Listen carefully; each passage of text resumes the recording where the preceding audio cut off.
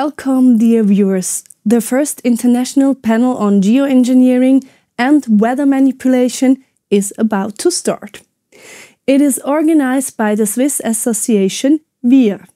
This panel will focus on the mysterious threats which the association has investigated in detail using laboratory techniques. The aim is to further investigate the phenomenon and these threats which have been cited in various regions, and to discuss WIR's laboratory analysis and their interpretation at an international level. With this initiative, the association would like to deepen its educational work and broaden the discourse on possible causes and effects. 6 panelists from Switzerland and the USA will take part in a panel, and people from more than 35 countries have registered for the webinar.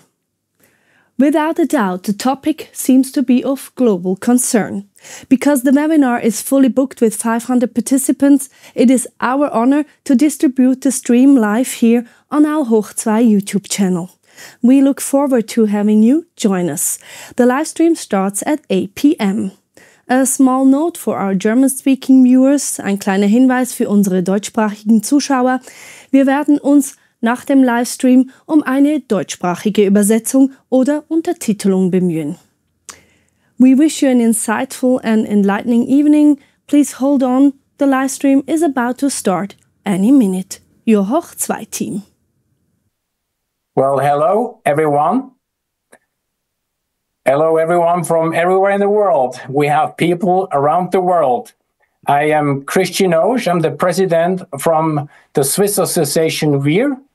I'm right here in Switzerland, and I am most excited. I'm also very honored to have this fantastic group of people here that make up this panel, the international panel for our first international geoengineering and weather manipulation live webinar. I am really proud being able to announce that we have webinar participants live webinar participants from 37 countries.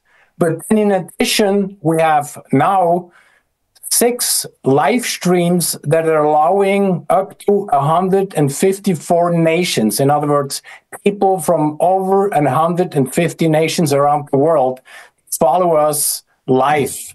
That's exciting. Pretty much people from every single time zone around the world.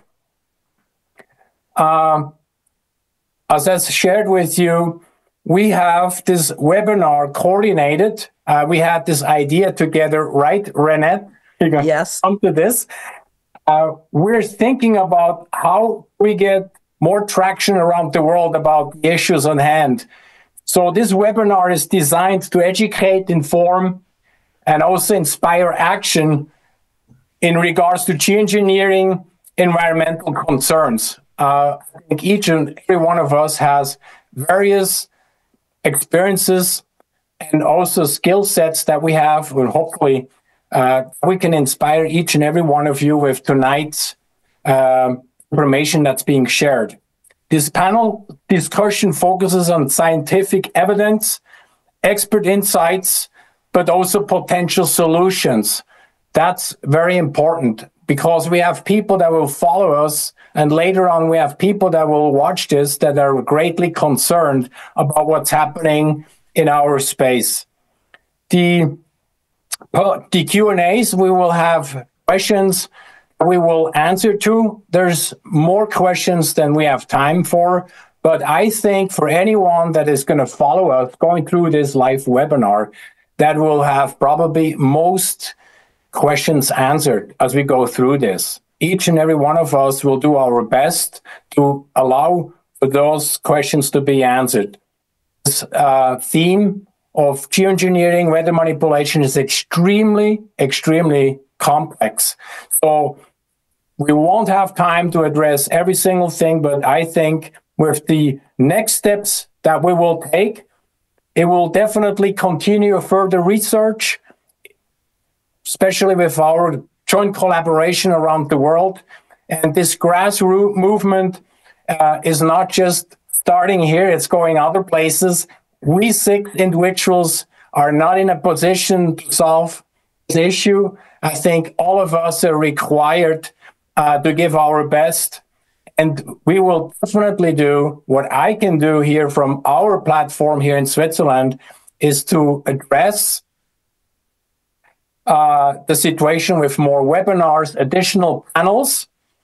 And with that, I don't want to lose more time. And I allow for each of those panel members to introduce themselves and give a short background. Reinette, Senum, may I please you? Thank you so much, Christian. I appreciate it. So hello, everyone. My name is Reinette Senum, and it's really lovely to be here with our esteemed guests today. And of course, as Christian said, we will have other panels with other perspectives as well. So hold on for that later date. I have been very involved in community building for about 25 years. I'm a two-time council member and a two-time mayor in a small Northern California town. I have been engaged and calling out geoengineering for nearly 20 years.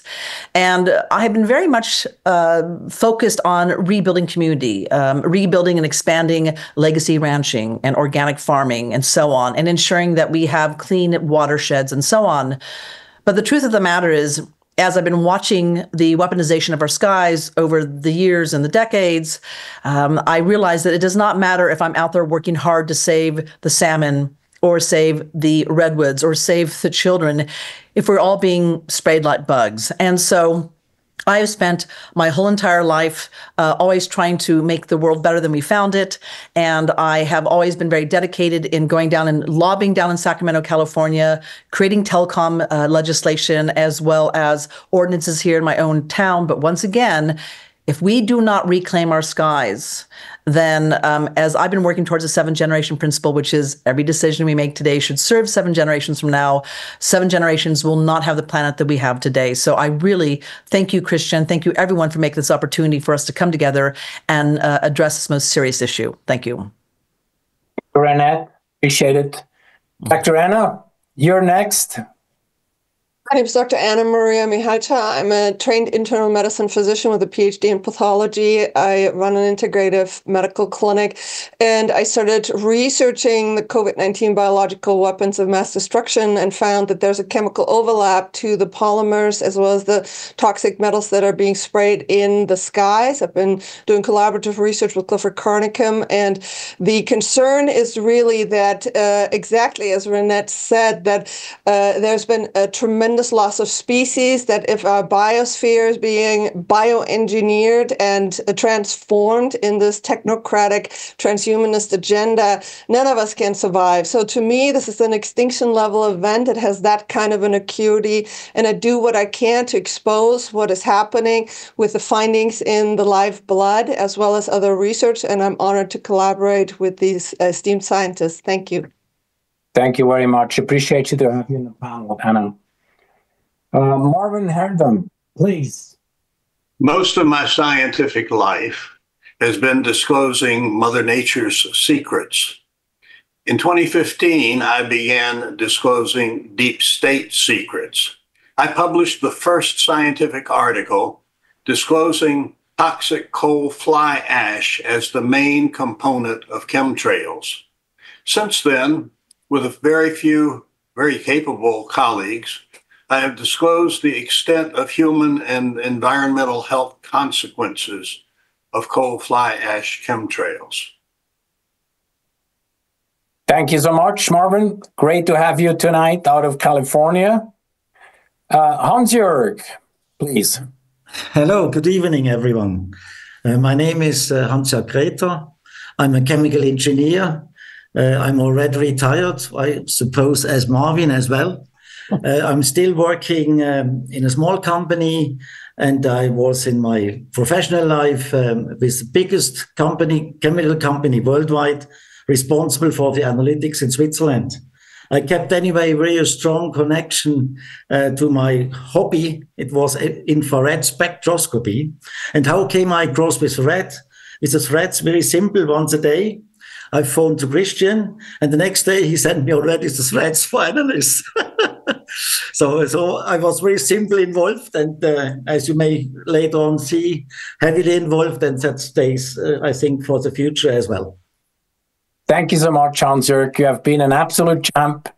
You actually have allowed is to be made possible, as you know. So my heart goes out to you and your work, and especially your team. So fantastic to have you back.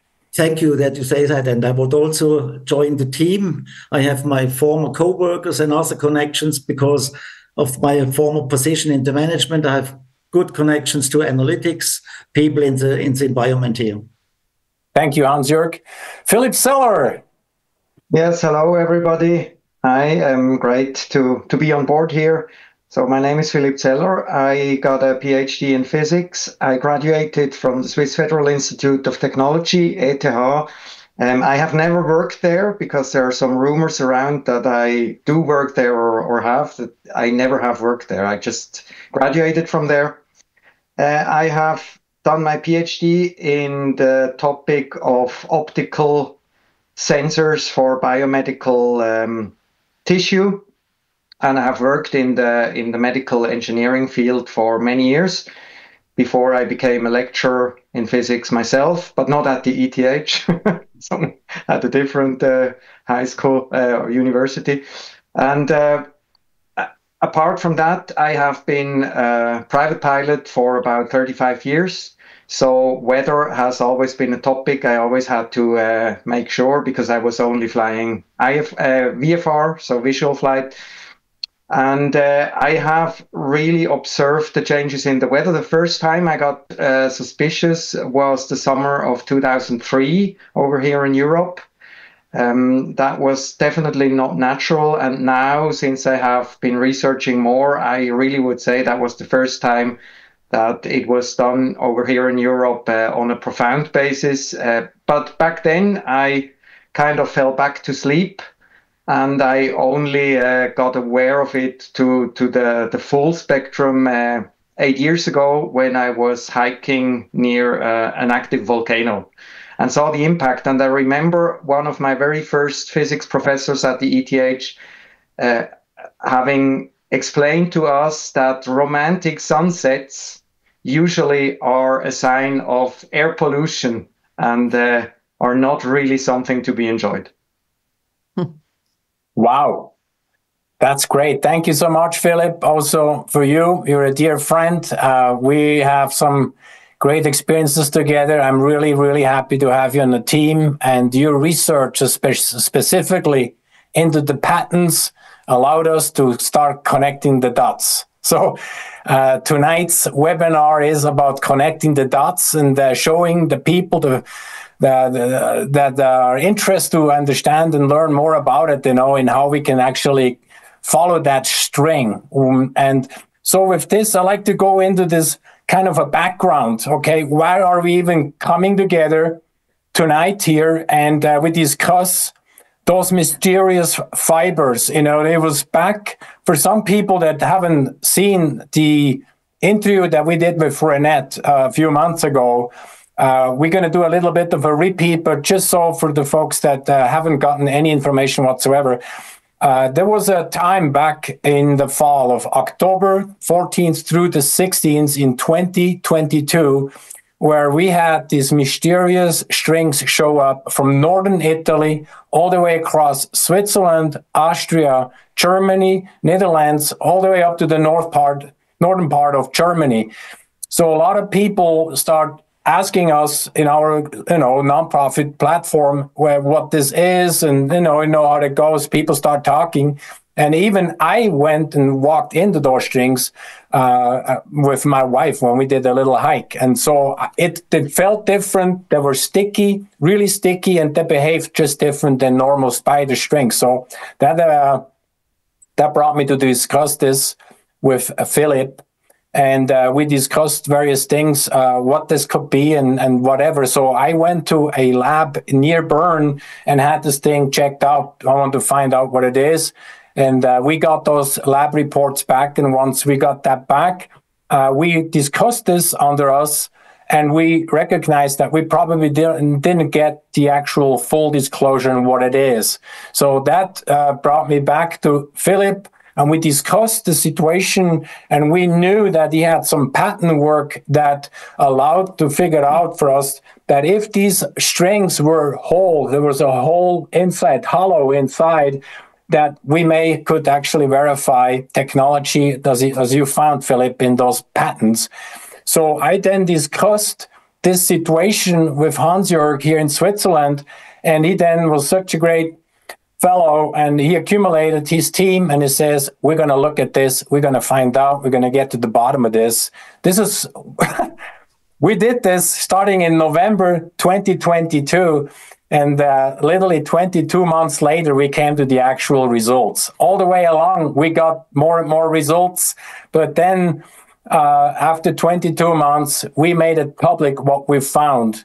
And I can assure you, with everyone that's following us tonight, we're not done yet. The research continues.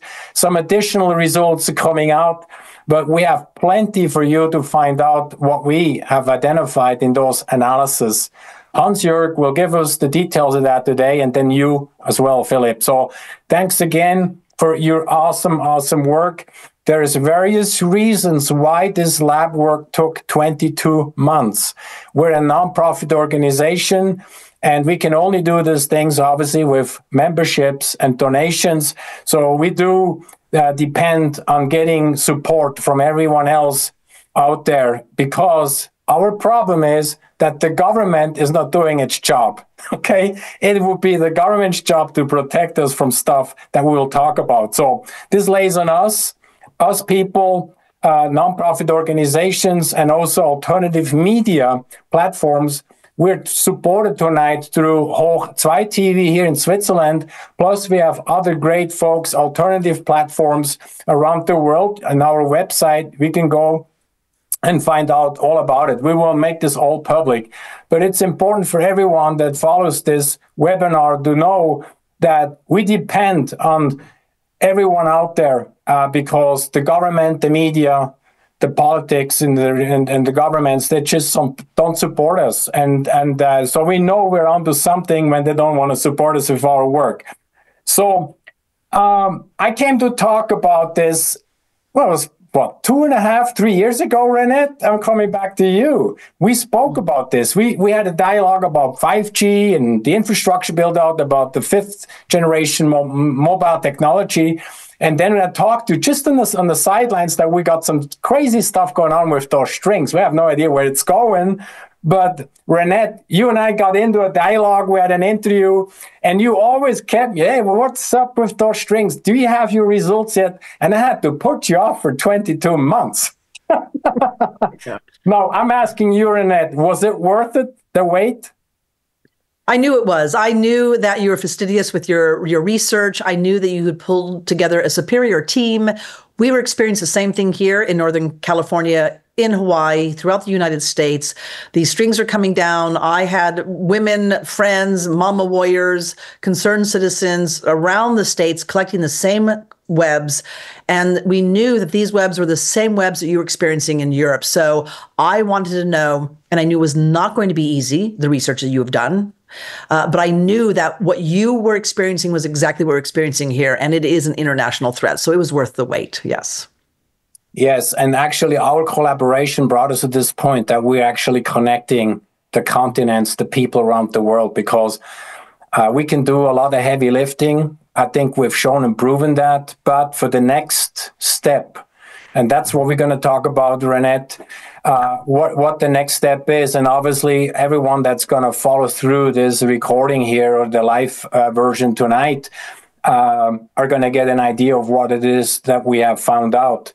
Now, we did file a criminal charge. In other words, I personally filed a claim through the public prosecutor here at the federal level, because I tried to have dialogue with the Swiss government and with the federal council member that's in charge over the EPA, also the environmental part.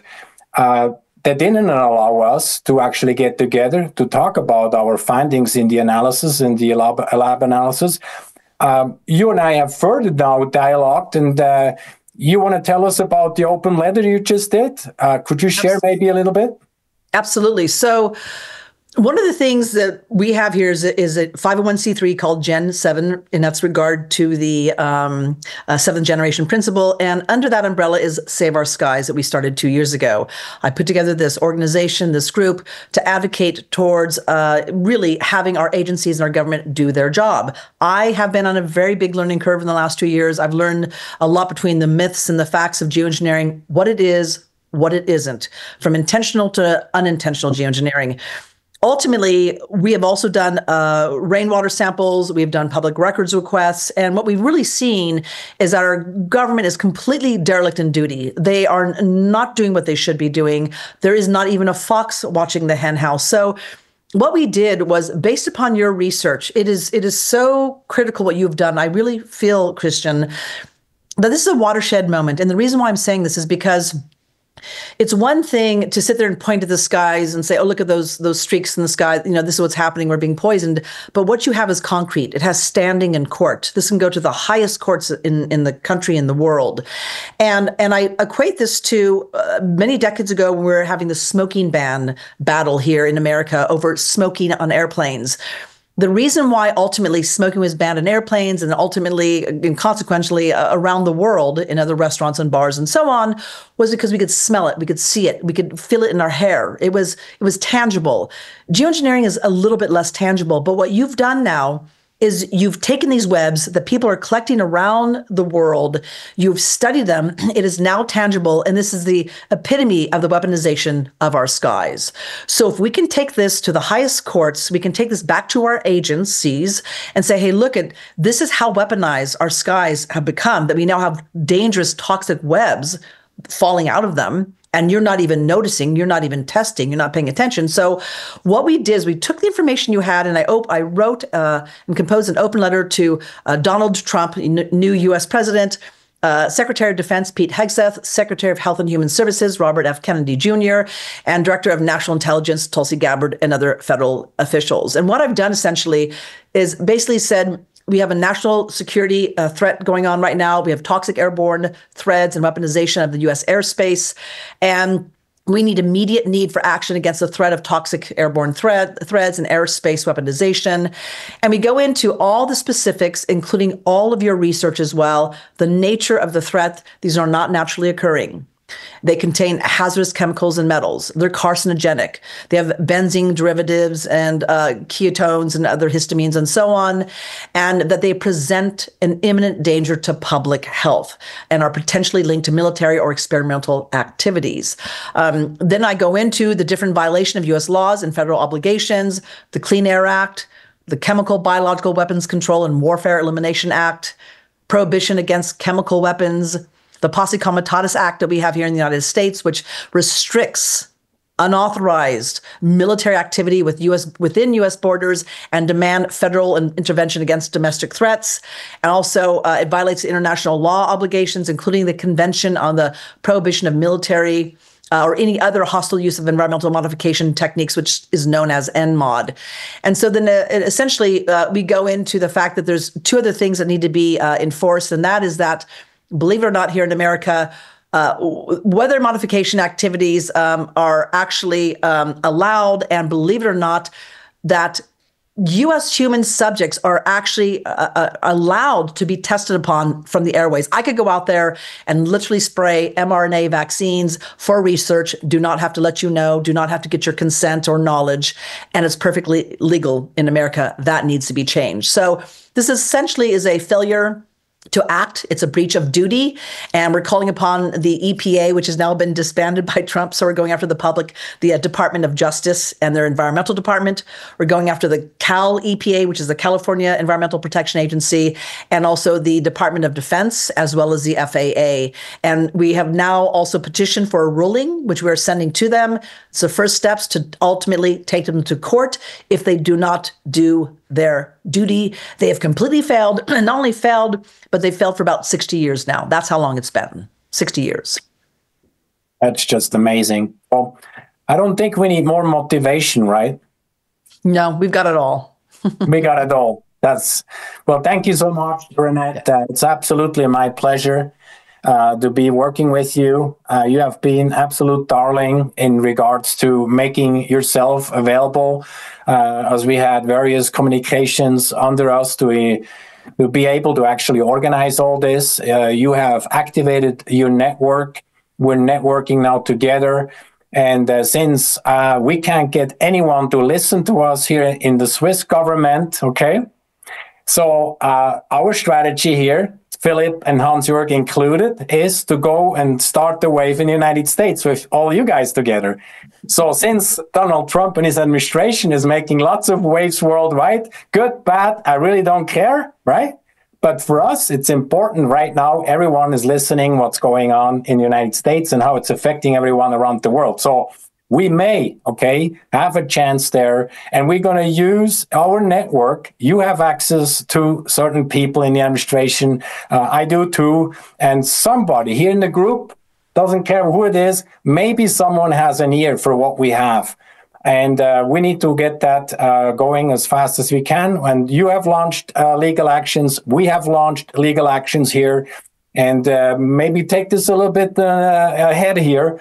But our strategy here in Switzerland is that anybody who is going to come across the strings, of course, right now we have winter. It's a little bit harder to find the strings because they blend in really well with the snow.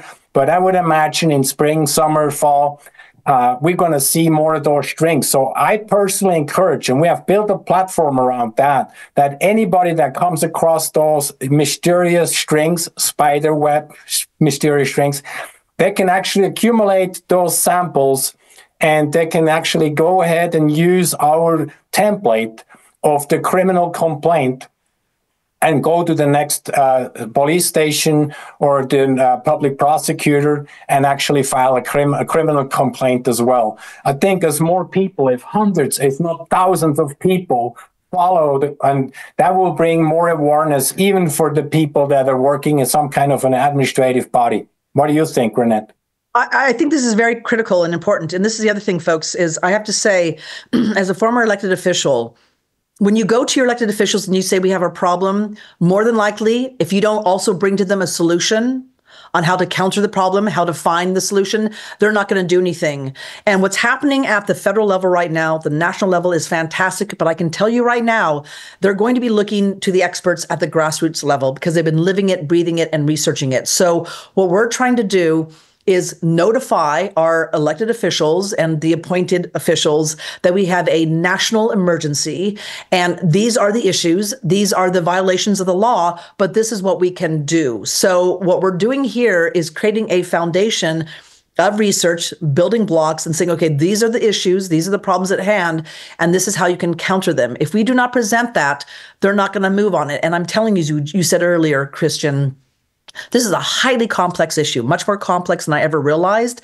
And most of those at the national level, state level, don't fully understand it. I'm still on my learning curve. Okay. And so we can bring the leading experts in the world to that table and actually educate our elected officials at a level where they're actually being effective and impactful. Yeah. So in other words, summed up together here is you put the government on notice in the United States. We're doing or have done the same thing here in Switzerland. Once you put them on notice, okay, they have an opportunity to cure. Mm-hmm. And if they don't do anything about it, then they have a problem. We're not teaching a law class here. There's other people that are following us tonight that are really excited about the legal part of this. For the government that's not listening and not doing anything, they may end up with a personal liability. But anyway, I don't want to get any longer here. We have some things prepared. We have a shorter version of the actual lab results, the analysis that we're going to now show you guys. Will probably be 25, 30 minutes. Hansjörg Grether, he will actually go ahead and share this with us. So I'm going to put this up on screen. Well, that's actually my part still. Yeah, that's your part. You can. That's great. Well, for anyone here, on the webinar tonight that hasn't seen those strings, here's something, a few images. You can see it's a really sticky thing here on the hand as well. So we have a lot more Here are actually the samples that came in from all over of Europe that I have then accumulated and obviously made notes of, and then sent it to the lab team. So Hansjörg received all sorts of labs, of samples. You can see most of them, I asked them to put it in glass jars so we don't cross-contaminate them with plastic and stuff. So we had the most interesting packages that were shipped to us. So here's a video that I'm gonna actually play with you. This is sent to us from Germany, our dear friend from Germany, Mark.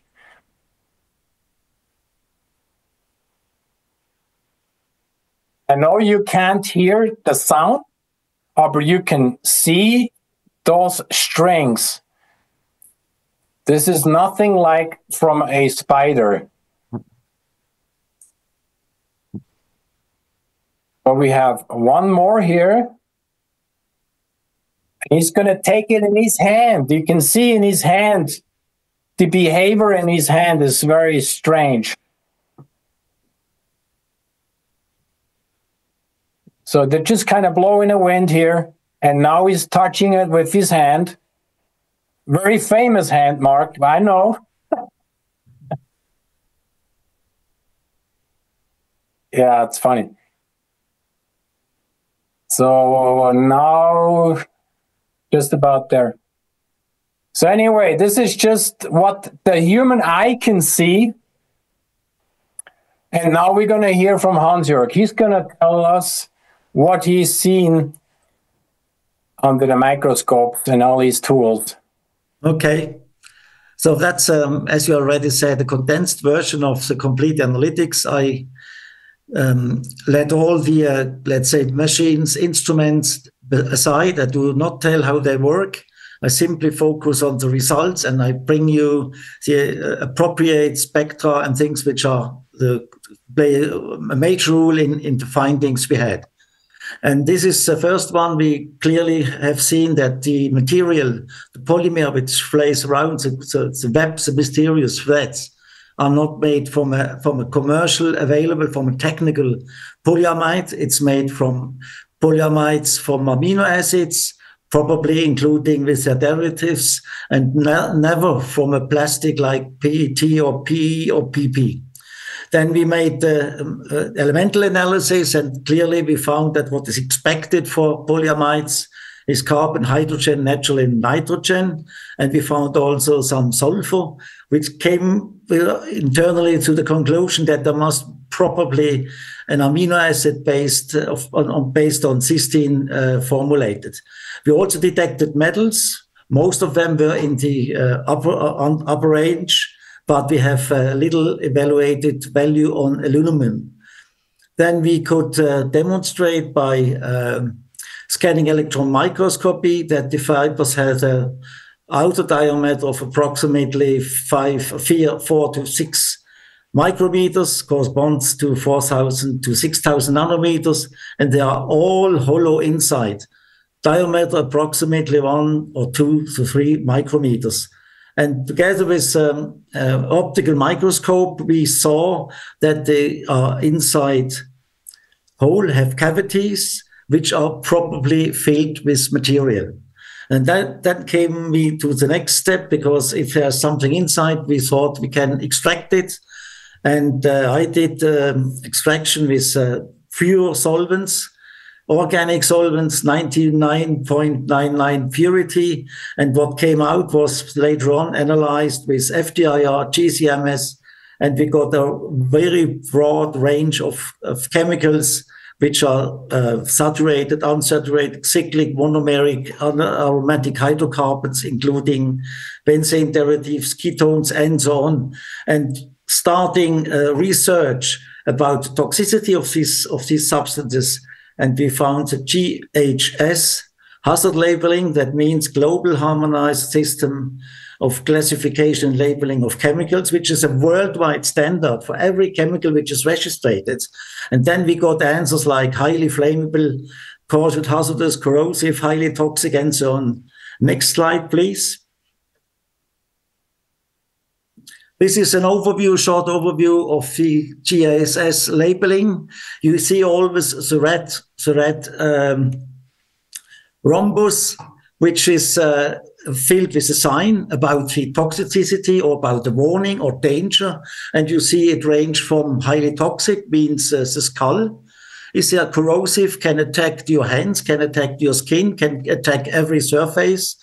It's harmful to health, even maybe can cause cancer.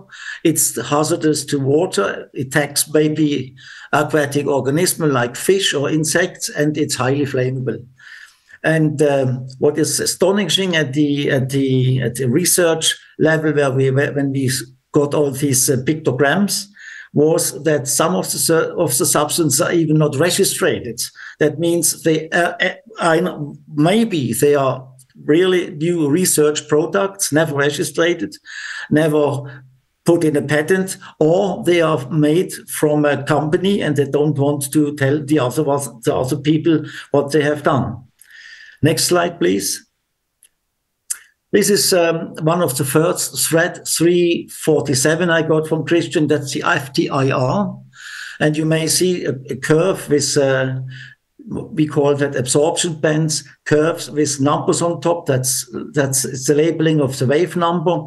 And regarding, as a spectroscopist, these figures, you can clearly say, well, that must be a polyaminoamide or an amide, because the two major bands you see in the middle, around 6000 and 5000, are typical for such substances. And they're the only and indicative proof that this substance is there and is not anything else.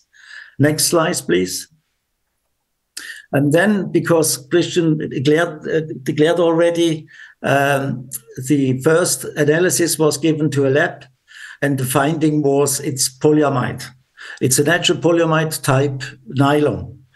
And then I didn't believe that, because if I look at the figures and you see now all the forms is different in the so-called alkyl vibration region. It's bigger, it's stronger. And if you compare it, next slide, please, in the so-called fingerprint region, you see the details. Historically, the names for these bands were given amide 1, 2, 3, up and 4, and so on. And compare now, please, the two figures, not the two figures, the curves.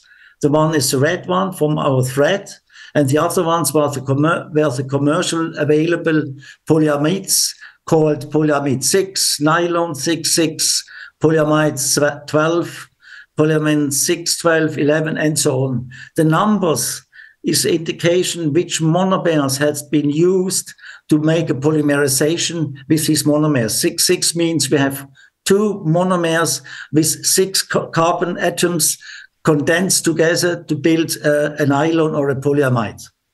Next slide, please. Then we make naturally data bank research in a huge IR data bank, and we got a lot of hits.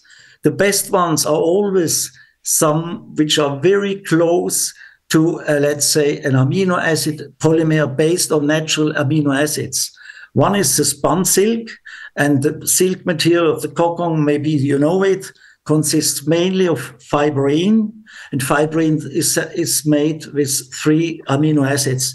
That declares we saw these because these two curves are very identical. If you look at especially at the numbers around 1600, you have as well in both little peaks inside, which is typical for formation of several nuclei of several amino acids, which are condensed together to build a polymer. Next one. Another proof to get out what it is was to use pyrolysis gas chromatography coupled to mass spectrometry. The trick behind this was in a very short time, that means milliseconds, the product, the sample, in that case, the thread is pyrolyzed, is thermally destroyed, and then separated about the column. And here it builds, you may see many peaks, many single lines, regularly distance, with no further information. And then we did the same with the thread. Next slide, please. And you see now the difference. Remember the first pattern, many peaks, one besides the next. And this one gives only one single peak. The nylon 6 is made from caprolactam. And by pyrolysis GCMS investigations, the monomer is cracked down or the polymer is cracked down to the monomer and can be identified as caprolactam. And all the technical and commercially available polyamides have 1 or 2 or 3 monomers, and by using pyrolysis, you always get these monomers back. Sometimes it's the original version, sometimes it's, for example, a nitrile instead from amine. So we have a clear proof, two things, FTIR, GCMS, pyrolysis GCMS, which clearly say it's not nylon, it's amino acid. Next slide, please. Here's an overview of all the different threads we got from locations where people collected it. You see the name, Dietlikon, Hinwil, Riedwil, Krappenwinning, all small towns in Switzerland.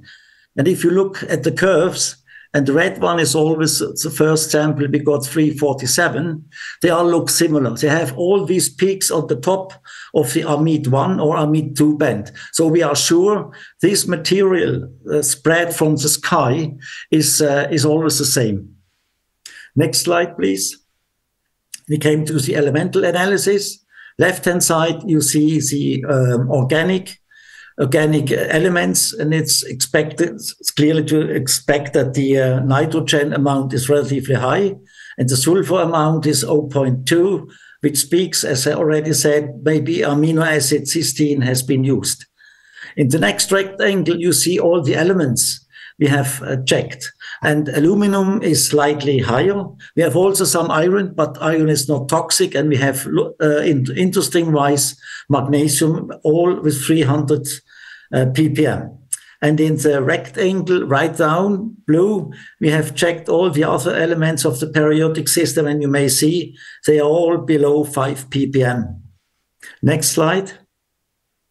This is the first picture we made with my optical microscopy. We used embedding material paraffin wax, and then with a rotary microtome instrument, we cutted slices for slices till we reached positions where we clearly can see the fibers. And you may see already in the picture 11A that they are hollow inside, but in the picture 11B, you can clearly see that is, besides it's hollow, we have a coloration. And the coloration brought us to the idea they must be filled. There must be something inside. Next slide, please. This is a picture taken with the scanning electron microscope. Left-hand side, you see these fibers were relatively single, sometimes a little bit bundled together, but mostly single. On the right side, there's a strange thing. I'm assuming the so-called spinning process, that is the electrospinning process, is not completely perfect, or even they had some problems by spraying it out because all the fibers were sticked together. You see a flat, a complete area where all the fibers are stick together. Some are going out, some are staying inside. Next slide, please. Then we made the preparation. The picture you see are both are from the observation room of a scanning electron microscope. And for this experiment, and this was really the final clue, we first used a completely different embedding material. We formed prism, which were with rotary instruments, slice by slice, cut down. And we got very good surfaces, perfectly cutted, because this time we used a diamond cutter. The first experiment, normally with a cutter on a rotary microtome tool, is made from steel, but steel is not sharp enough. So always the fibers were very sensitive, broke and not glad to cut. So we used this time a diamond cutter and got excellent cuts. The red points, 2 points on the left side, is the pen marker, because we have to look where are the fibers embedded and how did we cut it. On the right side, you see the same picture, but this time we used a black marker to identify the location, the position where the fibers were cutted. Next slide. And these are the, let's say, the final confirmation that the fibers are hollow inside. The white spots are from the marker, but there are enough, let's say, fibers remaining, and everybody can see they are open inside. Even some are like the cursor is at the moment, some are looking like material comes out to the cutting. It looks like a tongue coming out, and that was another proof that the material is inside. Maybe not all fibers are filled. That is possible. I don't know how the process really runs, the spinning process and filling process, but you see most of them are absolutely hollow, have cavities, and most or many of them are filled. And go to the right picture, right side. There is in the middle one fiber lengthwise cut it, and you see that it's hollow inside. And here are this one here. Yeah, this one. Here are some diameters. We see again the inner diameter is roughly 3 micrometers, and the outer diameter is around 4 to 5 micrometers. Next picture, please. And then we had, lucky-wise, found one place where the cut horizontally was perfect. And then the 6,000 magnification clearly showed that inside this fiber is material. It's clearly cutted, it is filled, and that is clear that we said, now we have to do extraction. But now comes the patent situation. It's up to you, Phil, to explain what is the background. Next slide up. Okay, maybe first of all, of course, this topic that we discussed tonight is a very, very narrow topic when it comes to all of these activities that are being done on us. And it might not even be related directly to geoengineering, but rather terraforming or destruction of whatever they are planning to destruct if they do. So we said we limit this presentation to 2 patents that we have seen in the context of this whole analysis. Sorry, I have a visitor again. And this one is really this is a European patent, but in the same patent family there are two American ones as well. You can see them on the white line below the yellow part. It's a US 8017061 and US 8431064. And these patents really claim this. The wording that we have chosen here is out of the claim. So it's a method for the application of nanoscaled polymer or polylactide fibers and tubes or hollow fibers as carriers for agriculturally applicable active agents, wherein the application occurs using the method of electrospinning, wherein the arable land and or plants or seeds existing thereon are used as a counter-electrode. And they describe in detail that really certain different pesticides, insecticides, and so on can be used in this electrospinning process, and that several layers even, not just one outer layer and the payload, but even several layers can be performed while spraying, and that even if it's being sprayed from airplanes, it can be directed very specifically to specific plants or animals, or even parts of them, like the limbs of an animal or a human being. So that's explicitly stated or quoted in this patent. Maybe next slide, because there it's written. So the examples are methods of application: distributing with watering cans, hand syringes, backpack sprayer, tractors, helicopters, and aircraft, or of course drones, which are a specific kind of aircraft as well. So we really thought that this describes it very well, even though this patent is very old. It was granted in 2013. Application was 2004. And we are sure that in the meantime, the technology is much, much further than that. Probably the people who have invented this specific technique, they had more or less slower and lower flying planes like drones or propeller-driven planes in mind.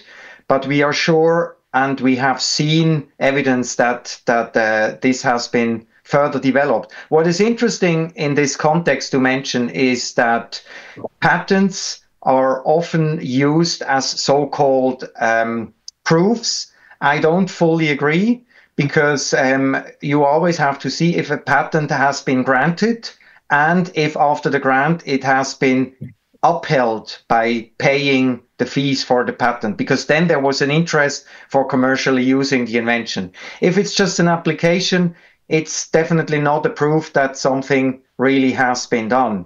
Nevertheless, I would like to mention very briefly a newer application that I have found like 2 weeks ago by a Swiss company doing geoengineering. The company is called WeatherTech, so the name says it all. And they have applied for a patent in 2020, which has in the meantime been published. And there they write in the description, so not in the claims, but in the description, describing the state of the art, they write, spraying electrically charged droplets of pesticide solutions from airplanes recently became increasingly used in agriculture because of better application of these droplets and their charged evaporation residues to plants due to attractive electric forces.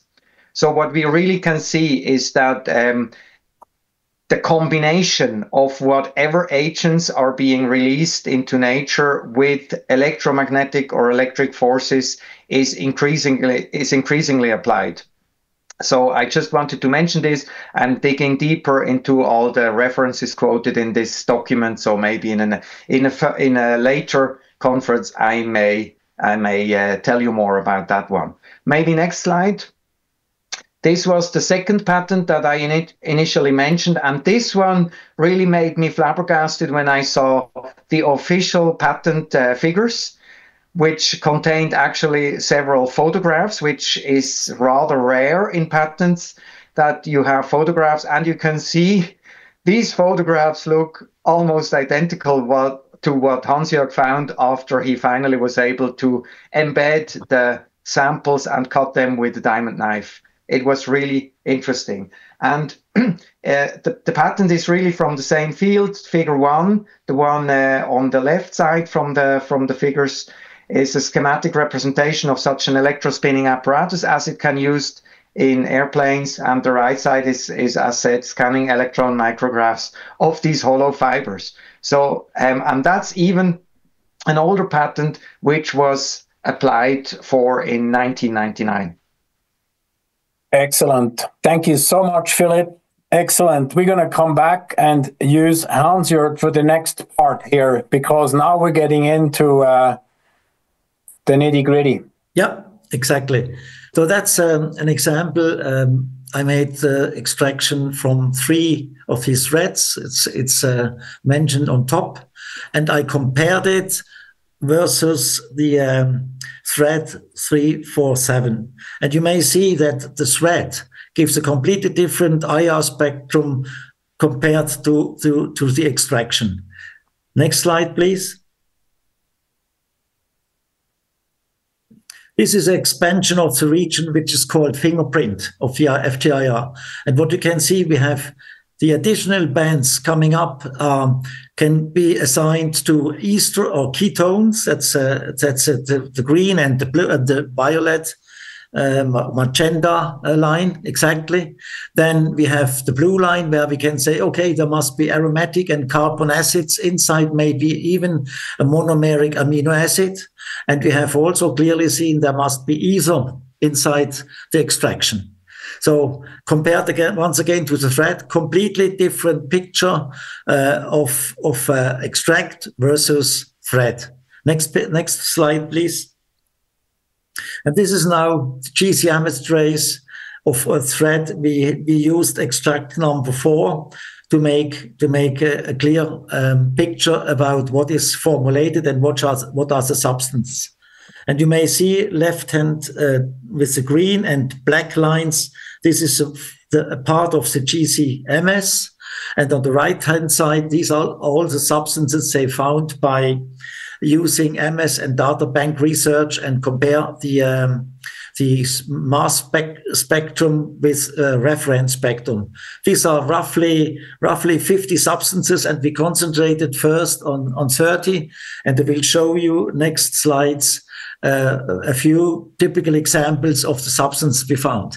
This is an ester. It confirms the FTIR findings, and it's called epoxypropyl acrylate. And if you look at the red at the red prism on top, you see already the pictogram, which is really dangerous. It's a skull. And if you read a little bit what is written down as danger, means toxic if swallowed, toxic in contact with skin, cause severe skin burns and eye damage, may cause an allergy, skin reaction, toxic if inhaled. Also that looks like it's very dangerous substance. And if you compare now the gray rectangles, on top we have the sample, and on bottom we have the reference spectrum. And if you look at the lines, you see that is very congruent. You can say, okay, so the main peak, the main mass destruction is there. And if regarding the hit of the database, it could be clearly said that must be a substance like that. Next one, please. This is another, it's an ether. You see, in this case, you see the molecular mass is identical in the spectrum of the reference and in the spectrum of the sample. And the astonishing thing in this case is this substance is known, but there is no GHS labeling known because nobody has data evaluated. So we don't know how dangerous is this substance, which is spread around. Next one. Here we have a very typical ketone. Regarding Cas number, we found an SDS, which had a number of very toxic pictograms. You see corrosive, acute toxic, irritant, and flammable. And if you look at what is a precautionary statement or prevention, you see what you have to do if you come in contact with that. If on skin or hair, take immediately all contaminated clothing away, rinse skin with water shower, wash contaminant, get medical advice or get medical attention. So you can say that's a very toxic substance. Next slide, please. Here's one is very interesting. Another one, it's an ester again. And we can see that that both reference and sample spectra are nearly identical. And if you try to find something out, you found in PubChem, NIH in USA is registered, but no SDS found. And if you go to the European chemical database, ECHA, we're always looking at the Cas number. Cas is the chemical abstract selected number, which is identical for every substance, every chemical substance worldwide and registered. And the European database had no results about that, had nothing inside. So it's a more or less unknown substance. Next slide. Here, once again, an ether. Again, we have very toxic symbols, especially the skull. It's always the same, and the picture from sample and reference look very identical. Next one. It's the same picture. We have a good correlation between reference spectrum and sample spectrum, and pictograms have this time it's very fatal if swallowed and enters airways. This is a pictogram on the right hand side. That means it can destroy in your body things we don't know what had happened. Next slide. Again, that is something which is very crazy. We found a histamine derivative. The histamine block is set nearly what is in the blue. and in the black rectangle. And we don't know if this product is coming into your body or on your skin. What is the metabolism? What is the cracking or the destroying reaction on your skin? So histamine, the histamine block is already in this molecule. It's not a pure histamine, but we don't know what's happened if it comes in contact with your body or goes inside of your body. Next slide. Here I have with the first aromatic benzene derivative. The spectrum is clear. It's this one described as dimethylbenzene. And looking at the pictograms, the red rhombus, you see again danger, irritant, and very dangerous. Next slide. Another aromatic benzene derivative. Here we have again, let's say it's a full bunch, nearly full bunch of pictograms about toxicity. We have the spectrum which fits perfectly, and you see it's flammable, it's irritant, it has health hazard, and has environmental hazard. Come to water, warnings is everywhere. Next, please. This is again an aromatic benzene derivative, and here as well we have 3 pictograms. Minimum 1 is very dangerous. It attacks directly your body if you inhale it or if you get it on your skin. Now we come to a final conclusion. As we already know, the fibers are polymer based on polyamide. They are natural based, like amino acids. They are biodegradable. The average diameter is a few micrometers and has internal cavities with payloads. In this case, we found a lot of chemical substances. For the extract number 4, as I said before, roughly 50 substances, different substances. And that was proven by extraction, where it was tested with GCMS and with FTIR. And many of them are toxic, corrosive, harmful to health, or hazardous to water. And that was Philipp declared the patent, which is behind described applications, which make the filling of the fibers with agricultural substances like pesticides, biocides, even medicine is mentioned there. And they used it to target plants, parts, or other biological systems. It's named hands, feet, or legs of humans or animals. That's the whole story at the moment. Wow. Thank you so much, Hansjörg. So, since we talk about the danger of those substances, and again, for someone that maybe didn't catch this, but this is about all the substances that were found inside those tubes. And these analyses have clearly established that those substances are part of the filled tubes. And when we first looked at this, we didn't think that when we recognized they could be whole, we didn't think that these guys actually filled them. We thought they maybe did some kind of a blind test just to see if the electrospinning works from whatever source this was sprayed from. But when we were able to actually extract, we were actually completely shocked that they were not a blind test. This was an absolute targeted application. So from that, I would like to get Dr. Anna now. You have access to the sheets that you want to share with us, because I like to go into for the people that are shocked, they're afraid, they're in panic now. Could you share with us a little bit of your findings of your research with your colleagues and your research team? You know, also, Marvin, you're invited to participate here. This is you guys' part. I know you both work extremely well together. You're trusted, alliances. Dr. Anna, please come out and tell us what you have found out. So my concern as a researcher is about the findings of the human blood. I look at dark field microscopy of live blood samples.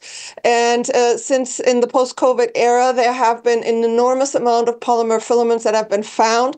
And I started correlating that with the research of Clifford Carnicom, for example, who for 30 years also found Morgellons from geoengineering. And what happened is I'm showing here a filament in unvaccinated blood, and you see exactly what you showed. There is a hollowness inside of it that looks like the fiber is actually a delivery device for something. And here on the other side, what you can see is a Morgellons filament that was isolated by Clifford Carnicom within decades ago. So what we did was many different research aspects as to what happened to humanity's blood. This is unvaccinated blood. We applied a low-level electrical current in 2 hours. These filaments were growing because they're actually self-assembling within the blood. What we then found, we did near-infrared spectroscopy on the isolated filaments from the human blood, and found very similar chemical signatures to what was presented. So what you can see is a lot of halogens. We did find vinyl alcohol, polyamides, polyenes, which is polyethylene, polyethylenes and polyethylene glycol, silicone, sulfur. And so the concern is what exactly is happening to the blood. This was a study that we did on near-infrared spectroscopy of COVID-19 vaccinated and unvaccinated blood. And again, we found the methyl groups, the polyenes, polyamides and amide polymers. So we were quite concerned about it. And then we wanted to see historically, how does that correlate with these filaments? And so, for example, this was an environmental filament testing project, similar fibers like you had, but this happened in 2010. And this was the metals that were found, very similar context. Aluminum was the highest one, titanium, vanadium, zinc. And so Reinette had sent me some of the spider filaments. I also looked at those under the microscope, and some of the fiber aspects certainly looked similar to what we see in the blood. I correlated this also with the microplastics literature, because the microplastics have been now found even in Antarctica, and the signatures, for example, are very similar to what is now being found in human tissues. So, for example, this recent study of the human brain, a plastic tablespoonful of microplastics in the human brain in autopsy found with polyamides, nylon, polypropylene. And the question is, where is this all coming from? The scientists are saying it's degradation products from plastics. However, if you look also at the geoengineering patents that also discuss polyethylene, for example, as weather modification polymers, there's also overlap there. Dr. Hildegard Stanninger, with whom I very closely work, toxicologist and advanced nanotechnologist, she analyzed the Morgellons fibers as well as the polymers that were within people that were also self-assembling nanotechnology and microchips, and there was a lot of chemical overlap. She also found polyamides and polyethylene. I am a certified chelation practitioner. I pull out heavy metals out of people, and what I want to show here is Dr. Herndon. He wrote many research articles about the coal fly ash, and it was found that when it was put in distilled water, the 38 elements were actually within this, the particular toxic metals: aluminum, antimony, arsenic, barium, beryllium, cadmium, lead, mercury, nickel, thallium, and uranium. So if you see what I pull out of people, you can see exactly that, extremely high level of aluminum, antimony, arsenic, barium, beryllium, lead, uranium. And all of these metals are synergistically toxic. They cause accelerated aging. They're carcinogenic. They cause heart disease, arteriosclerosis, dementia. every aspect of endocrine disruption. And people are experiencing accelerated aging and turbo cancers, which is not just due to the deployment of the COVID-19 biological weapons, but also, in my mind, due to what we are inhaling on a daily basis, including all of the chemicals and unregistered chemicals that Hansjörg just discussed. We also did analysis of blood of wild animals. This is the blood of a squirrel. And you can see that there is the same polymer filaments that you can find in human blood are there. So that clearly indicates that there is something that's being sprayed that's affecting all of wildlife. This is a venison blood, and you can see the same polymer filaments from a deer, close to my backyard that somebody had taken care of. This is an example of what happens to humans when they consume this kind of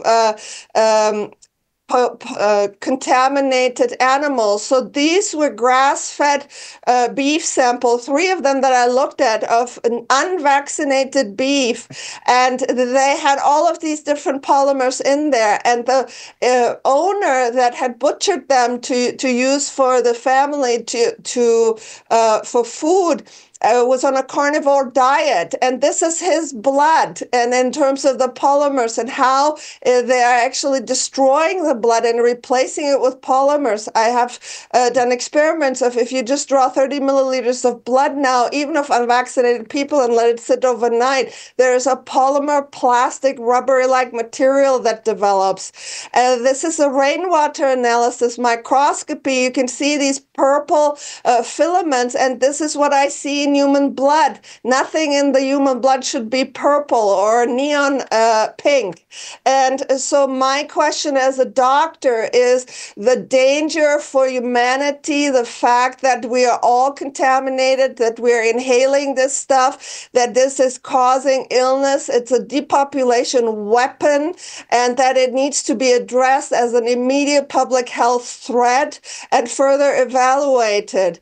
And I also want to say that there was a study in 2012, a French analysis of similar filaments. They found DHP, endocrine disruptors, endocrine challenges and disruption are seen now ubiquitous in so many people, and they found many other toxic synthetic compounds within it. So this has been going on for a long time, and people need to take it serious. And with this, I'll turn it over to Dr. Herndon. Well, there's even more of a problem than Anna is mentioning.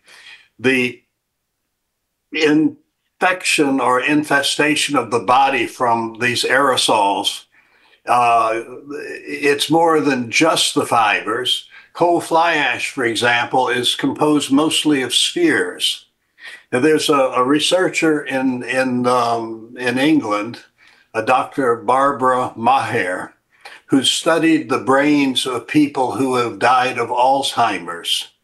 And what she found was that there were crystalline magnetite. Magnetite is Fe3O4. She found crystalline magnetite, which is produced in the body, but in the brains. But she also found spherical magnetite, which comes from outside, which is characteristic of the fly ash. So the what we're breathing, it comes every possible way into our body, through our eyes, through our skin, through our ingestion, and it's just about everything that's toxic, and we're in a real problem. Now the question is, why are they doing this?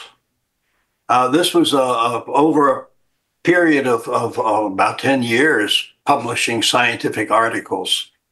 Mostly about chemtrails and the medical effects of them.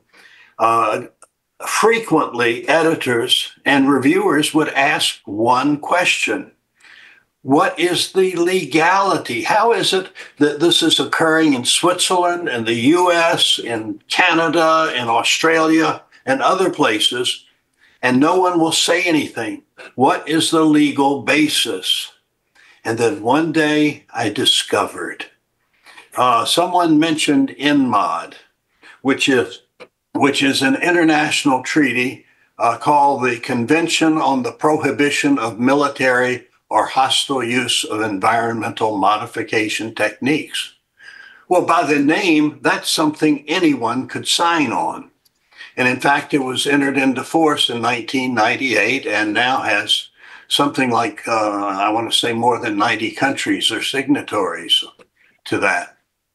Well, it's one of the few conventions or international treaties that is not quite described accurately. Most treaties, the title says exactly what the treaty is about. This is an exception. The convention does not prohibit the use of environmental modification techniques. It sounds like it. The first article says something to the effect that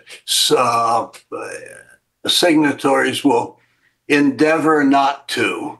Well, that has no teeth. If they wanted to prohibit, they would say, shall not. But then the rest of the treaty, the second article, is a definition of environmental modification that I don't think anybody on this panel could make any broader. It even includes outer space and biota, which we're biota.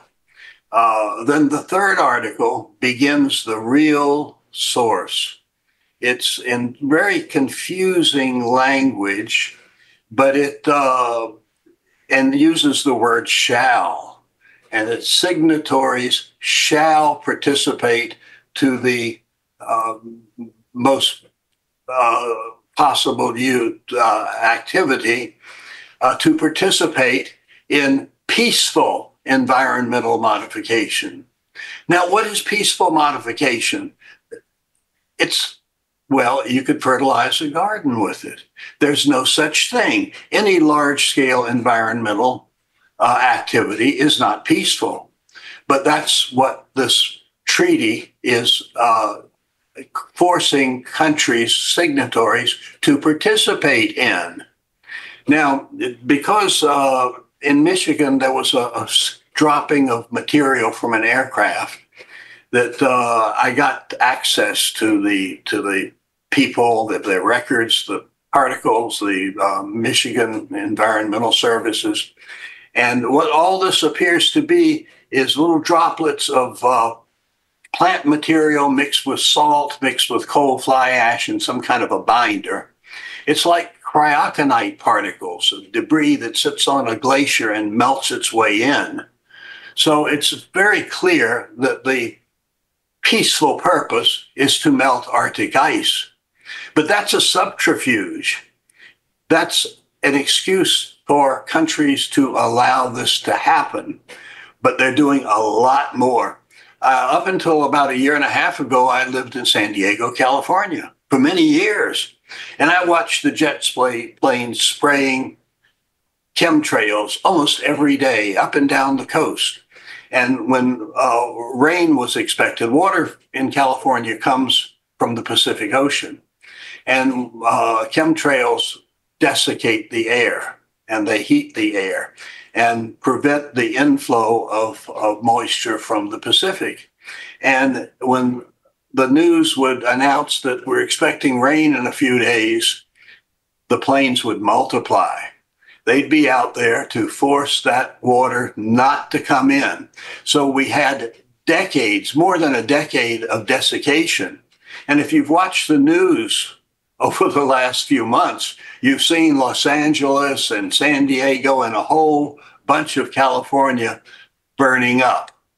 Well, Mark Whiteside, my physician colleague, and I published a paper in 2018 about California wildfires and the cause of it and the desiccation that's being forced upon it. This has nothing to do with melting Arctic ice, except it does contribute to global warming. But what it is really is environmental warfare on human populations. And this is the subterfuge is melt Arctic ice, but the reality is environmental warfare. And as far as preventing this, first of all, everything is done in secret. And nobody had beforehand really understood where it comes from, because everybody gets benefits. The military, for example, gets benefits from it, and they can use it to engineer storms or cause drought on enemies or whatever. But it wasn't clear just who had the authority. But the authority comes from this international treaty. In the United States, the U.S. State Department is responsible for U.S. treaties. So that's the doorway, the entrance for just about every endeavor that it could be classified as environmental warfare. It begins in the U.S. State Department. And that's where we really need to address our issues. And every other country that's a signatory power has the equivalent of a State Department that handles that. Now, you often hear the phrase in the U.S. that federal laws supersede state laws. Well, in this instance, an international treaty supersedes federal laws if that treaty is allowed to progress via the State Department. So this is a fairly new approach. And I think that's where a lot of focus needs to be in terms of the individual countries. Because this read the treaty, read it as if it's a contract. I mean, I was very sensitive to this because some of the consulting that I've done in the past, I've always written my own contracts. So I got the sense of contract law and the need to use words that are precise. like shall, for example, means you got to do it. Whereas endeavor not to doesn't mean anything. And the people have been tricked. I doubt if any of the signatories ever read this with thoroughness. And in fact, I've seen people who write legal opinions and analyses that this goes right over their head. I mean, this was a cleverly done document, but it's an evil document. But this is the legal basis. Excellent, Marvin. I'm going to just expand here a little bit. The Swiss government, what we showed here, the slides which you showed about that in Article 3, the Swiss government signed on to this treaty from the UN, which they started this treaty in 1976, and the Swiss government signed on to it in 1988. So 12 years later, the Swiss government signed on to it. So I guess for anyone that's viewing this, let's make sure that every one of you can research this in your own country when your country signed on to this treaty. So this is the legal basis, and this is exactly what I personally included in my claim against the federal council member, okay? So that is very, very specific right there, because we now have the evidence with the lab analysis that they are not doing it for peaceful purposes. And that's exactly why we are all so excited on this panel, because these 22 months in the lab allowed us to get us the absolute fundamental basis for this legal claim against these perpetrators, because now we can actually have the evidence showing that they're not doing it for legal purposes. Marvin, would you like to say anything else? But for sure, I'd like to give Reinette the word again, because that, as your former politician and mayor, those are some serious things now. And the knowing who is responsible. If you say it's the State Department, we need to focus on the actual absolutely responsible party here. Well, I just filed a formal whistleblower complaint with the Inspector General of the U.S. Department of State.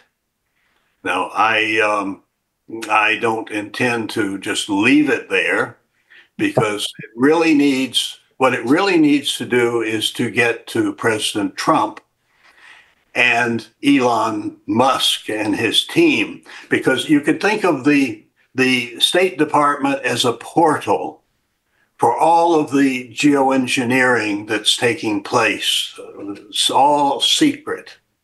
Well, graphically, at one point I thought, well, it's like the head of an octopus with all the tentacles. And I thought, no, that's a terrible analogy, because octopi are very intelligent and they're nice creatures. A more appropriate representation would be the head of Medusa, with snakes going out through all the departments and so forth. And I suspect that if Elon Musk and his team, his Doge team, gets into the computers, they will discover massive amounts of fraud that's being used to pay for this and to enrich the people who are at the bottom of it. And I think that's hopefully what will be happening.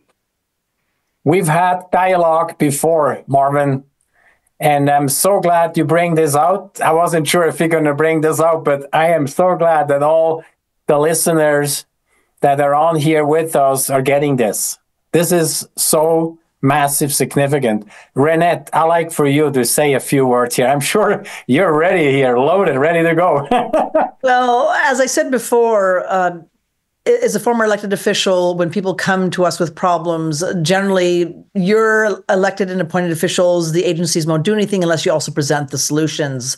And while we don't have the State Department included in this, we certainly can throw them into this open letter. So this is what I suggest people understand. These are the changes we're looking for right now to uphold the national security interests of the United States, of course, Europe as well, and protect the health of its citizens. We demand the following: a full-scale federal investigation into the source, composition, and purpose of these airborne filaments, immediate coordination between the Department of Defense, EPA, and the HHS to conduct independent testing and risk assessments, an immediate halt to any classified or experimental military activities involving atmospheric dispersal of chemical, biological, or nanotechnological materials over U.S. territory, congressional hearings to examine the evidence, investigate potential violations of federal law, and uphold responsible parties accountable.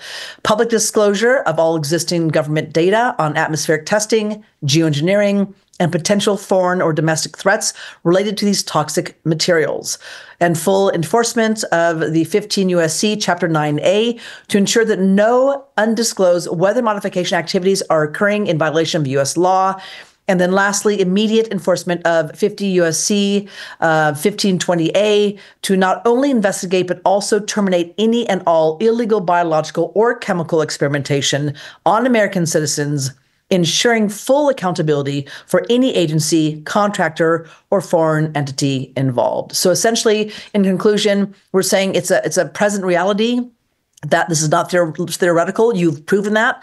Our skies have been weaponized. Again, this is not a conspiracy, and it is actually a moral obligation to protect the American people from covert and unauthorized threats, foreign or domestic. And so we are asking for immediate, decisive action. This is an open letter. It is available on your platform, Christian, as you know, for people to take. It's available on my Substack, Reinette Senum's foghornexpress.substack.com, also saveourskies.org.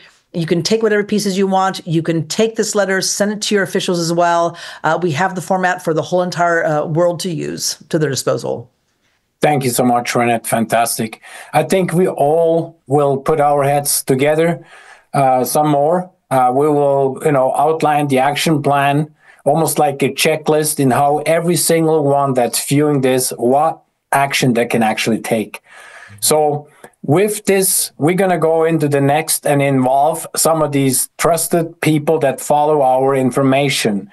From these 500 seats, all the 500 seats in our live webinar, we had registrations from out of 37 countries. And these 500, 145 out of them submitted their questions. So we're not going to have 145 questions thrown in here. So bear with me. I picked a few because it's impossible for us. But I think most of those questions that we received were actually answered as we went through this webinar tonight. So I have a few, and I will kind of direct it. I'm going to go ahead. Donna from the United States writes, how can we protect ourselves from geoengineering particles? That's kind of open. There's so many different, it's complex. Maybe for you, Dr. Anna, what would you suggest? Can we protect it? Or like you maybe suggest, how can we detox and get rid of the stuff? What can you tell us, Anna? What is very important is that people use antioxidant or electron donors. The most easy one is vitamin C, which is a metal chelator. These nanoparticles, exactly as was described earlier, they're so small that are like a gas. They can enter through the skin, through the eyes, and we're all constantly affected by them. I personally use EDTA, which is available over the counter with mineral supplementation in the morning. People can use that at night. You can find more in my two books, Transhuman 1 and 2. Volume 2 discusses how to survive the depopulation agenda, and it has extensive research regarding these protocols. So it's a bit complicated to discuss it all, but to get the metals out as well as to endeavor to give electricity back to the blood that is being hijacked by this stuff is quite important. That's excellent. Thank you so much, Anna. I think that you and I, and maybe also some others, will have specific webinars about exactly those health, protocols and stuff like that. Now, I have an additional question here that comes from Shani out of the UK. Are they aerosoling vaccines, engineered bacteria or yeast? I'm coming to you, Philip, because you have researched those patents, Philip. Is it possible to have vaccines or biological items filled into those tubes and otherwise? What can you tell us based on the research of your patent work? Well, as I said earlier, a patent is not really a final proof. However, there are a lot of patents out there that claim exactly that. And since we know that they have rolled out the self-replicating vaccines, at least in Japan last autumn, it's definitely possible, because from a patent point of view, there are many such patents out there, applications as well as granted ones. And then furthermore, there was an official statement 2 or 3 years ago by the Australian government that they used this technique over Australia for COVID protection, as they named it. So yeah, there is a huge possibility of that. Yes, and we also, most of those patents have commercial application and use. So when we talk about military operations or secret black ops operation, I don't think they will have to register a patent or do anything like that. That's all in secret, right? Well, that's an interesting point. First of all, I sometimes wonder why there are so many patents out there which have been granted to the military, the Navy, whomever, from the state, because the state itself does not need a patent. The state can always, because the patent doesn't allow you to do something, it allows you to forbid third parties to do the same thing. So the state can always do that. So why does the state need a patent? But then there are laws, at least in the United States. I have looked into them. I don't have them present in detail. But there is a huge list of technologies that cannot be patented or otherwise, if you patent an invention that falls within this list, you will be contacted and you have to retract the patent, and you must never publish anything about it. So that is regulated by law, at least in the United States. So I am totally sure that the most important technical inventions, I wanted to say advancements, but that's wrong in my opinion, because I don't see it as an advancement. But inventions are totally held from the public, yes. Yeah. Thank you so much, Philip. I have a next following question. Very, very interesting. It's Christy from the Netherlands that sent this over to us. Question goes, can you find lab people in each country we can bring our webs to? We have these a lot in my area in North Holland, and they float above our agriculture fields. Okay, so thank you so much, Christy, for sending your question, because we get that from all over the world. And interesting thing is I'm going to have Hansjörg explain to everyone that's following and listening to this how complex it is and how much it is to do a study and the lab work that we have done. Hansjörg, could you explain this to everyone that they understand maybe why the governments are not looking at it, number one, and two, what is involved, financially to get such a analysis done on those strings? It's not a simple thing. Go ahead, Hansjörg. Okay, one point is that we have that you have to have quite a lot of very high sophisticated state-of-the-art instruments. And you have to combine, let's say, results from one instrument, mostly for structural elucidation, with the other one, so that you can finally get out what are the chemicals filled in the as payload in the cavity. The second one is the cost side. If you do such analysis, even it took not 22 months. It takes maybe, if you can work every day on that, could be done in a half a year. So you have minimum, let's say, 3 or 4 chemists involved. You have lab personnel involved. You have the instrument involved. You have the consumables involved. And at the end of the day, you have to pay that. And for our analysis, I'm assuming a little bit, but it's something between 150,000 up to 250,000 Swiss francs. So the costs for such analysis, which covers, let's say, 10 techniques, minimum, high sophisticated techniques together, costs quite a lot of money. I know that what you're saying, Hansjörg, is absolutely, because we've gone through all this. And after I personally filed the claim against the federal council member, his right-hand co-worker pretty much wrote me an email and said, you know what, you have to go back down, not at the federal level, but you have to get back down to the state level. And there is a list of labs at the state level, 5, 6 different labs he rumbled off. So I said, I'm not interested in more labs. We have the lab analysis done. We're here to try to get to you and discuss the findings in the results. So, but then, friend of mine, Roger Bittel, is a journalist with his TV station. He started calling those labs for us because it's a little bit easier when he answers, does the phoning than me. But me is like, they just hang up. So we have interesting enough people that started talking to us, and one of them specifically, I'm not going to call names now, but they quoted us $240 an hour just to start looking at this stuff. And we're a nonprofit organization. We're doing this volunteer work from all over the place. And obviously our nonprofit platform, we have up to 30 people that assist us with all sorts of tasks, and they're doing it all voluntarily. Well, without people like that, we couldn't be doing all this stuff. So it's crazy. So anyway, I have an additional question here. Catherine from Switzerland.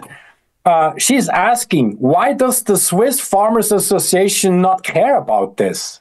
That's a great question. Why aren't the farmers, all these unions and all about agriculture and the farmers and stuff, why are they not going crazy about it? Who wants to approach this? Marvin, would you like to talk about that, Marvin? Well, let me talk about it from a non-farmer standpoint first. Almost everyone, say in the scientific community, gets money from the government. And no one wants to bite the hand that feeds them. And I imagine that there's a similar thing with respect to the farming communities. That's way out of my line of knowledge. But this is true in science, for example. You would think that science, not chemtrails, just real down to earth, like what's inside the earth kind of science, that people would tell the truth. But they don't. In Europe and in the United States, in geoscience, in astrophysics, planetary science, they all stick with a storyline. And they won't dare to even mention work that brings about a challenge to that storyline, because everybody is deathly afraid of losing their money and their support. It's career fear. And this has permeated the whole community of supposedly intelligent people. So I imagine that there must be some similar mechanism with respect to the farming community. I don't know specifics. Yeah, thank you so much, Marvin. Reinette, would you like to expand on this? I'm sure you've dealt a little bit with farmers, right? Well, we have, but I don't really think farmers are that aware of what's really going on. They certainly they aren't. And one of the things that has been happening is that we are reaching out and showing them the rainwater lab results, or pointing out to the sky. Do you notice how you don't get the sunshine like you used to get? And crops are definitely failing. And there is a reason why we have these Monsanto's GMO aluminum, anti-aluminum seeds that are resistant to aluminum, is because crops can't grow now without these type of seeds. And so it's paramount. And I do hope with the confirmation of Bobby Kennedy Jr., he is taking all these topics on, and he's trying to literally make Americans healthy again. And I have no doubt that he knows that as long as we continue to be sprayed, nobody's going to be healthy. And if our soil is not healthy, if our water is not healthy, if our food or crops are not healthy, that doesn't matter what he does at that level. And so he knows, he's mentioned it many times, we've got to wrangle control of the skies. I think that's a very good analysis of that. I'm personally putting a strategy together here in Switzerland to get with the farmers. There's farmers associations, every canton. It's like equivalent to a state has those. And we have a team in the background that has been gathering all the emails of all the workers inside those bureaus and administrative bodies. So we can actually get everyone aware. And but the grassroots movement has to come from the bottom up. And I see, Philip, you want to say something? Please come on. Yes, just quickly, because I know many farmers around here, because I also live on the countryside. And I do think we should not underestimate the farmers. Many of them do know what's going on, and I talk a lot to them. The problem is that the Farmers Association, at least in Switzerland, is like a representation of our political system. And that's why I want to warn you, Christian, not to go top down, but really bottom up, because all the representatives of the Farmers Association is like a little deep state. I agree. It really is from the bottom up concept. So, I have two brothers, they're farmers. So I get it, and don't underestimate the know-how. Most of these farmers are very much connected to the earth. They know what's going on. And I think they're being put under duress substantially. So I think what we're going to do here, there's a few more questions, but I'm going to go ahead to this next part with you guys, because this is just, for me, it's just a great experience having you guys all here. We have said in the very beginning, it's very complex. We're not going to solve all this in one night. But I think we made the first really good step here, which is to collaborate with our friends across the ocean. So next time we may have people from South America, who knows, from other continents. But right now, since there's such a huge wave coming from the new administration, and yet we have a lot of people say, well, we can't trust these guys and this. I say, okay, we really can't trust anybody what they say, but we need to watch what they do.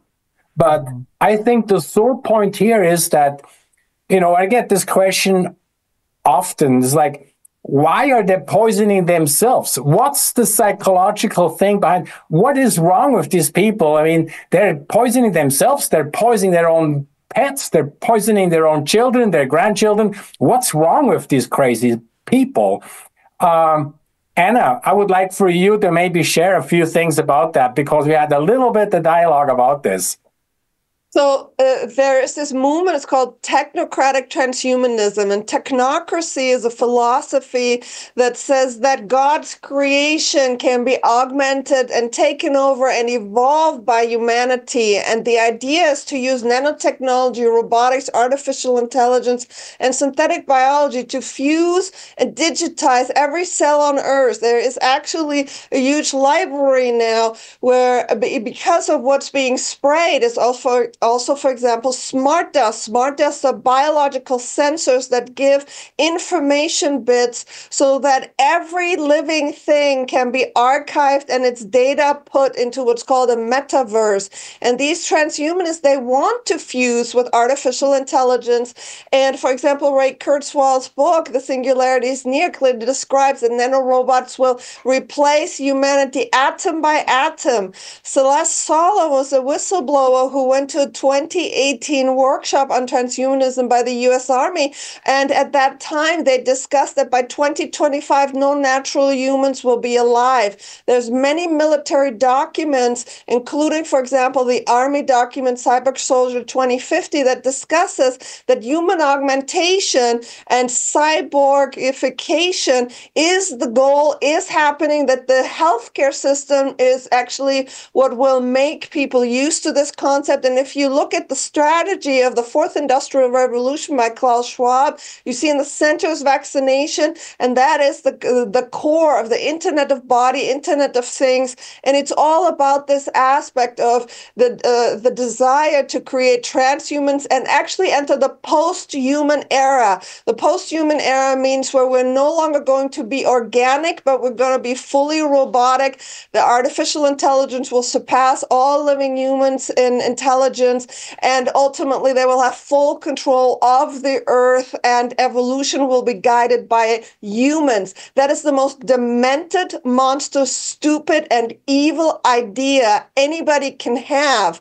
And science without a moral compass and a conscience and a love of life and the consideration of, as Reinette said, 7 generations forward is always destructive and will lead to extinction. And we need to reform all of science, and the cowardness of science and the people who are in it to speak the truth and stand up for life and not for their paycheck.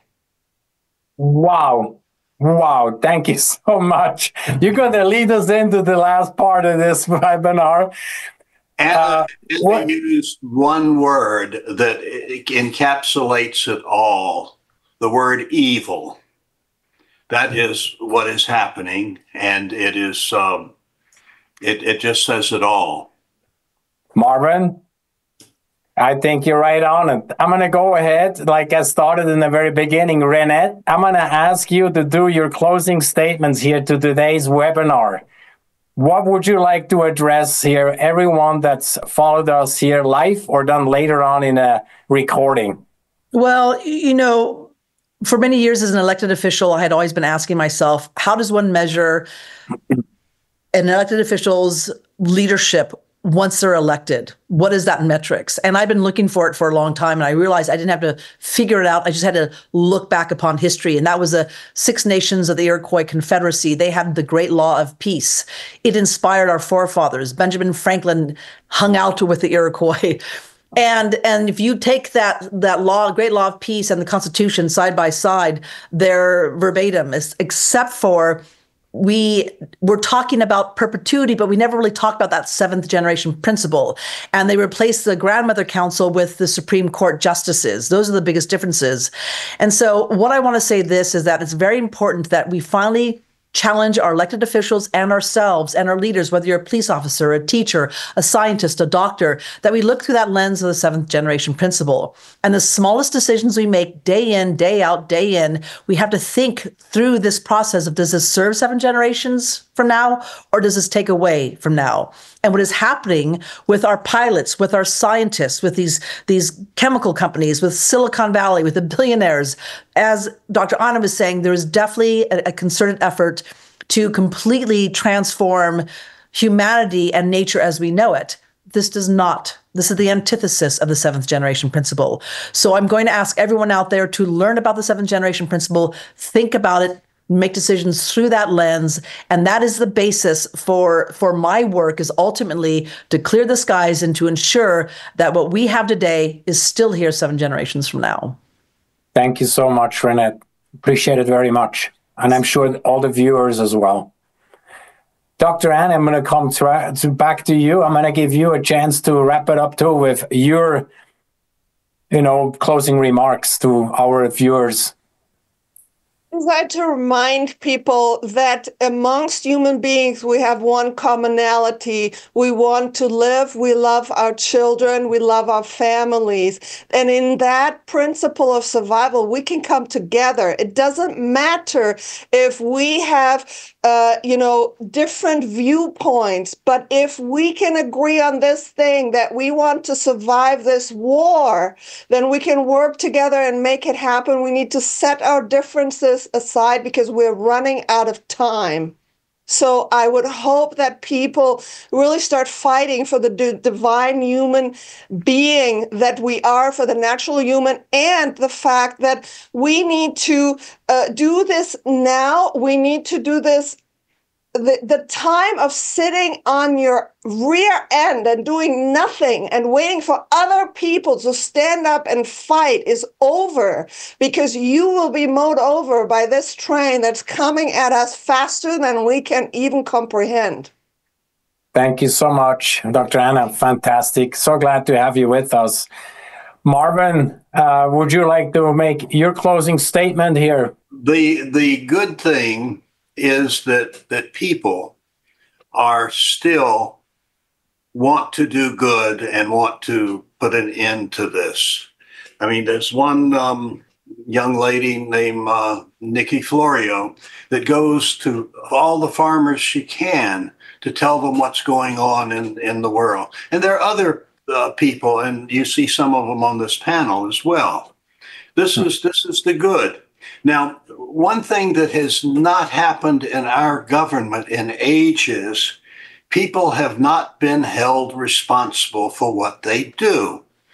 I think that's going to change with the present administration, because people think they can do anything and get away with it.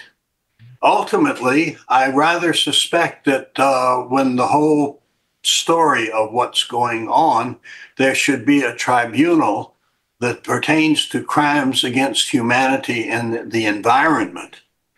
And those people who order the aerial spraying, for example, and those people who deceive the public, and there are some very active disinformation agents, those should stand trial for what they do, and there should be a retribution. People need to feel that if they don't do right, they have to suffer the consequences.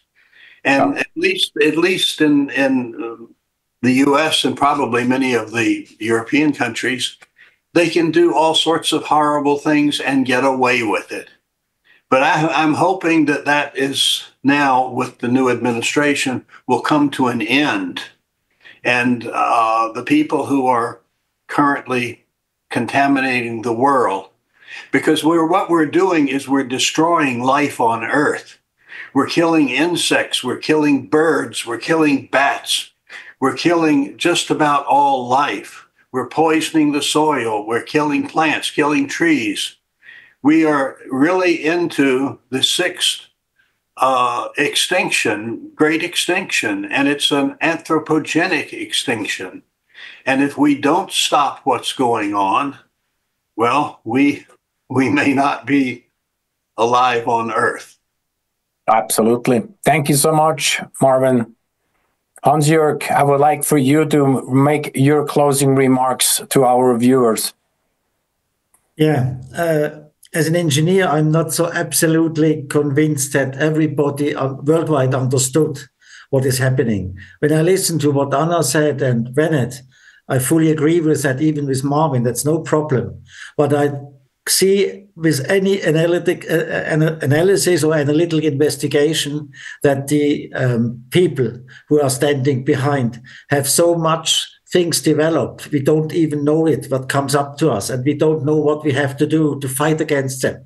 So for me, the first step would be to get a better end that is coming up, that we analyze or look what is coming up to understand it and inform people as quick as possible, hoping that so many people stand up and fight against that we get a chance to change the things. But we need information, we need knowledge, we need the power for the people.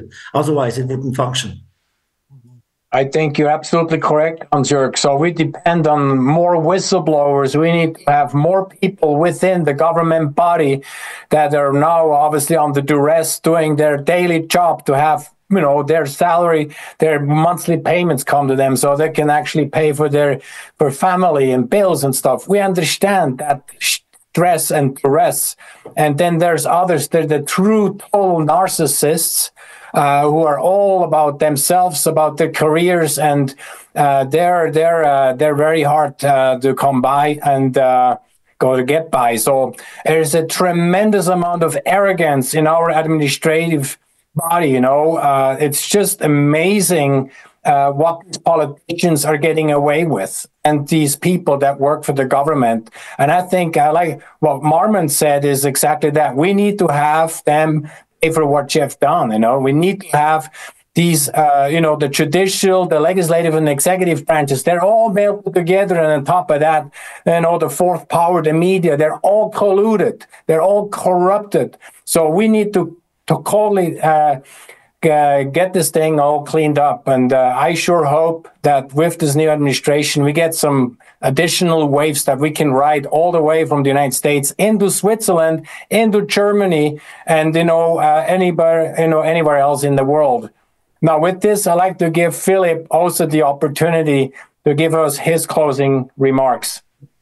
I would like to encourage people to do something, because I see many activities, at least here in Switzerland, for initiatives for Switzerland to leave the WHO, specifically after the new administration in the USA also has announced to do that, or maybe they have already done it, I'm not even sure. And probably this activity also happens in different countries, I don't know. But I think we should also organize initiatives and movements to quit the Prohibition of Environmental Modification Act, because you discussed it before. I didn't add something to it, but I have to say everybody should read it. It's a Trojan horse, because there is not just this Article 3 that was mentioned during the discussion before, but there's even an addendum to this Article 3 stating explicitly that it can be in contradiction to international law. And this really makes it a Trojan horse. Thank you, Philipp. It is a Trojan horse, absolutely is. Well, we're at the end here. I would like to just state a few things. Our website is Verein WIR. We will have all these show notes posted, and we will have collectively our contact information made available to. We run a Telegram channel. It's all in German. Some things we do are more now with our collaboration and with North America and other parts of the world. We'll probably have more English parts to it. English is the language of the world. I say it in my presentations in Switzerland. If you do not understand English, okay, you just don't understand what's happening in this world. Everything is happening in the English language. Contracts are there. All the health and studies, there's always, 95+% are all the studies worldwide are done in the English language. And when we translate, sometimes things get a little bit lost. So from that point of view, anyone, that feels like they're at home, they can't do anything and they don't have the wherewithal. No, every single person that is listening to this has an opportunity to support us. And even if they don't have some skills or whatever it is, they may have an opportunity to supporting us with a membership from anywhere in the world. We have people from all over the place that support us with a membership. It's 40 francs for an individual, 50 for a family, and 150 francs for an annual membership for a small business. So with those type of memberships and donations, we can fund more opportunities, more projects that allow us to connect and collaborate worldwide. I am going to make it really short here, and I'm going to stop with a quote from James Clear. Every action you take is a vote for the type of person you wish to become. I'd like to thank everybody that participated tonight. Thanks so much to everyone at home that's followed us. Please help us share this information anywhere to anyone you can. Send it to your local, regional, and national politicians. Let's make a wave all over the world. With that, thanks to everyone. God bless. Good night with everybody. Ciao, ciao. Thank you, Christian. Thank you, everybody. Bye-bye, everybody. Bye-bye.